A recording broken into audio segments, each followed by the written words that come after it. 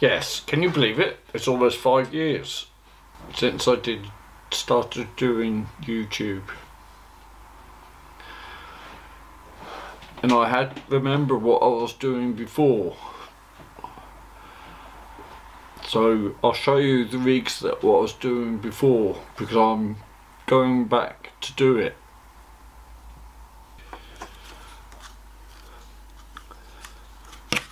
So I'm using some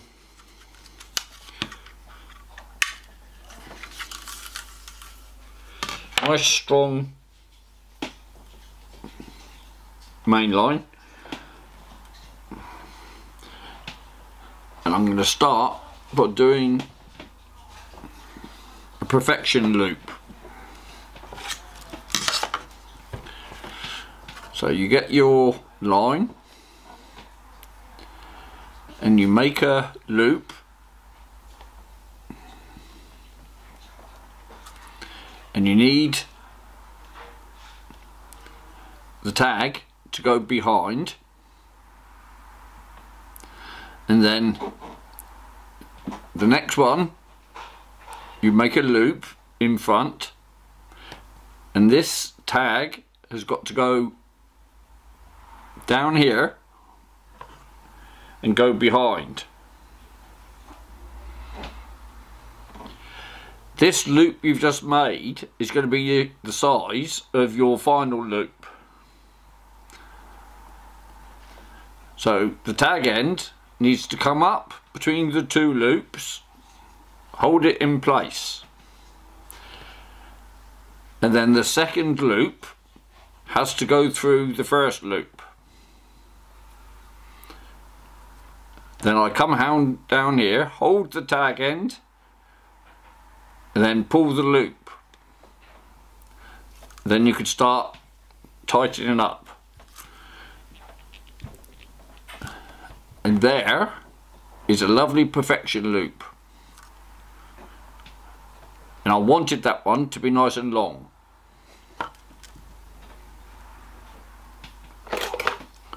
So let's cut the end off. The tag end. Now what I do now,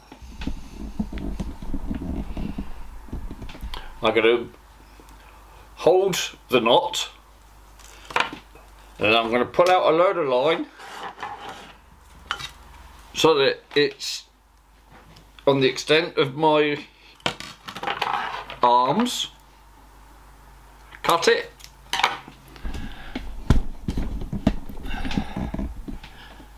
And on this new end, I'm going to tie another perfection loop. But this one, it won't be so big. Loop with the line behind. Another loop with the line going behind. The tag covered up between them. And then the second loop going through the first loop.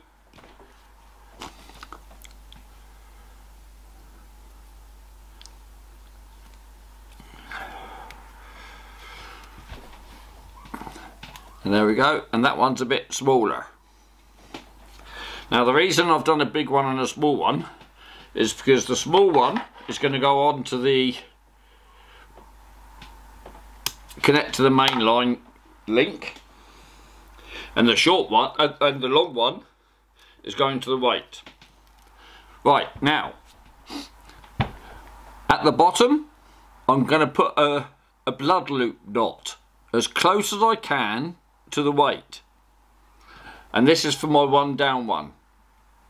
So we make a loop, get the top bit, hold the knot, and then 1, 2, 3, 4, hang on, 4, 5, 6, bring the spare bit through,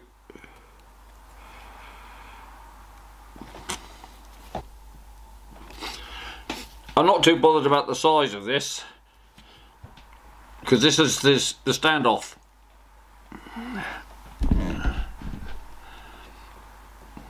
That could have been neater, but doesn't matter. It's still going to stand off, look. So let's go up to the top and do the same again.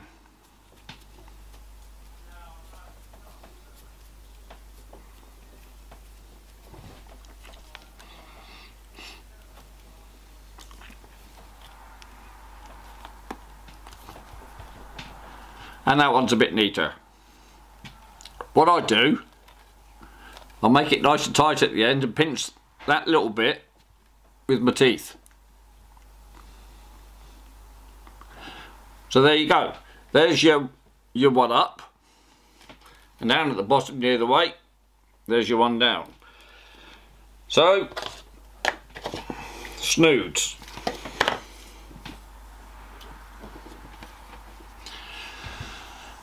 Asso £20. Feed it through.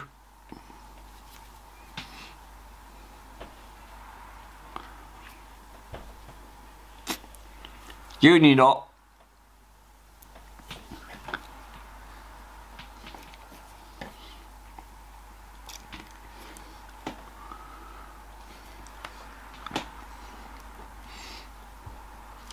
And then I hold the main line and the knot, bring it all the way up, almost up to the other knot, and cut it short. Let's put the top snood on as well, so we get the blood loop knot, and the same. 1,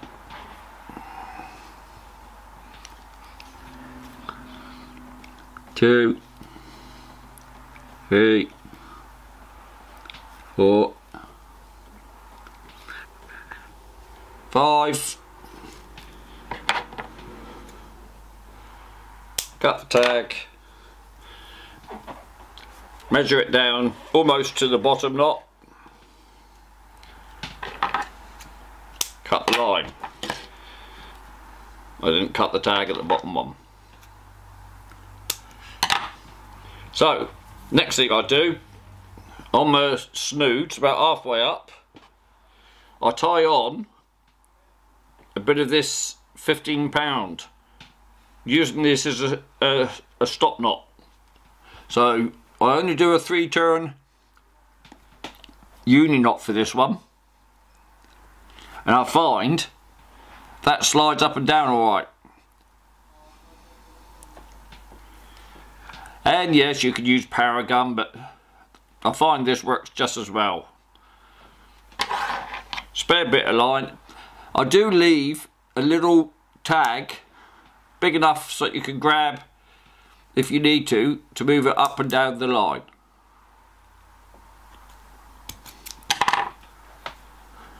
And there's my stop knot.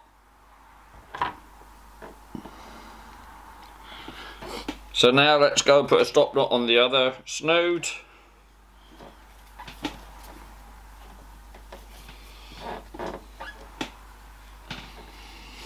And I was using this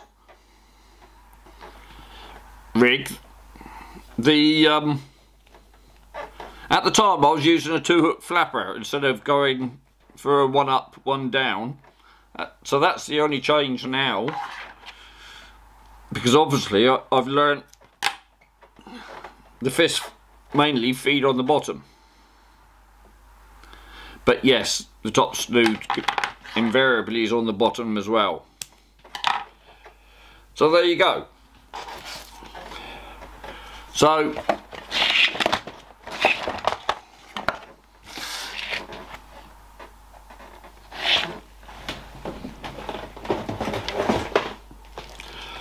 after I've put my stop knots on,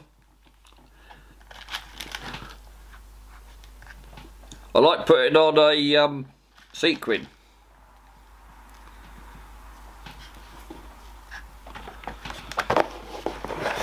Before the hook, because the sequin with the stop knot gives a lovely stop to stop the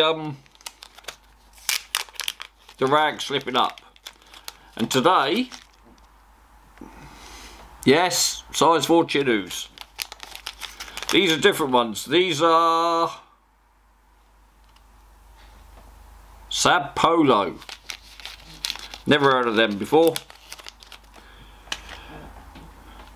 But it's a size 4 Chinoo. Put the line in.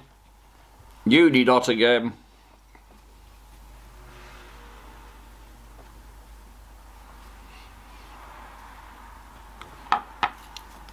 One, two, three,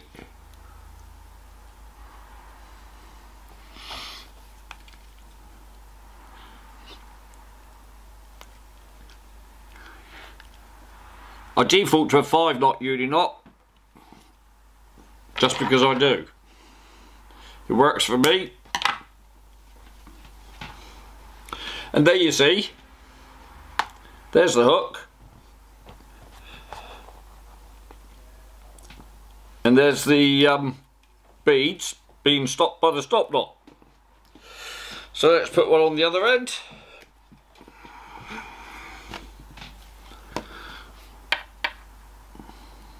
Sequin.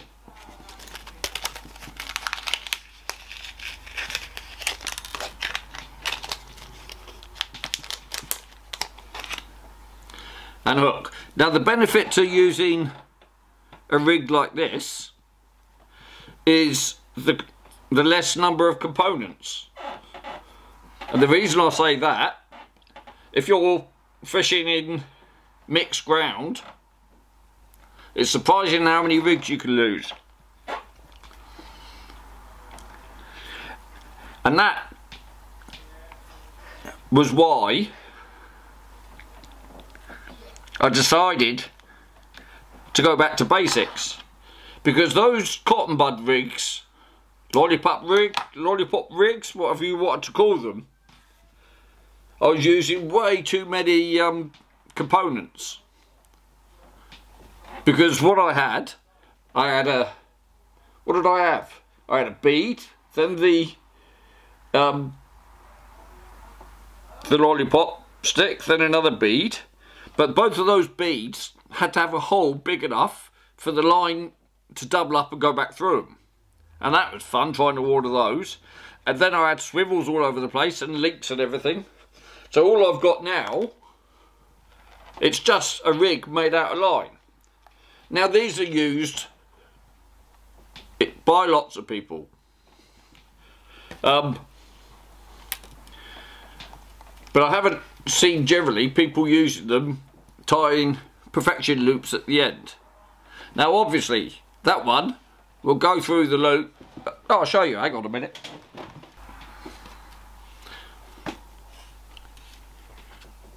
Now obviously this bigger one will go through the weight, and it will go over the weight and pull it back on itself. There you go, you got your weight fixed on. And then at the other end, because I always leave my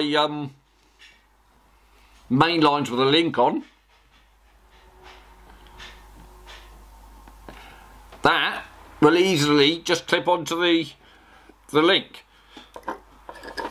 So if I lose this, all I'm losing is 2 hooks. But I've also been thinking, and I haven't shown it here, about doing bottom bottoms on every single weight. And that's simple enough. All you need is a bit of line tied to bent genie clip, like that one. And then that would clip onto your loop at the bottom. That way round, isn't it? Your loop would go in here, then your doobie firkin would sit on there, your weight to sit on there, and your line would be connected between the bottom eye of your bent clip and your weight, so that it would release when it hits the bottom, held on by the line, and then break if needed.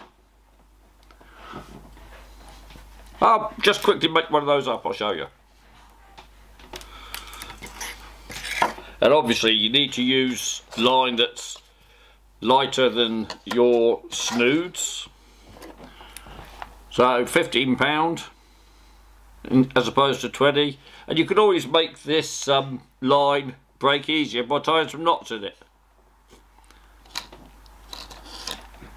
Somebody told me that tying knots in the line doesn't make it any weaker. And he doesn't know what he's talking about, because it blooming well does. And we all know it does. So there's about 12 inches of line, and it ties on to the eye at the bottom. And doing it this way, all you're going to lose is the weight.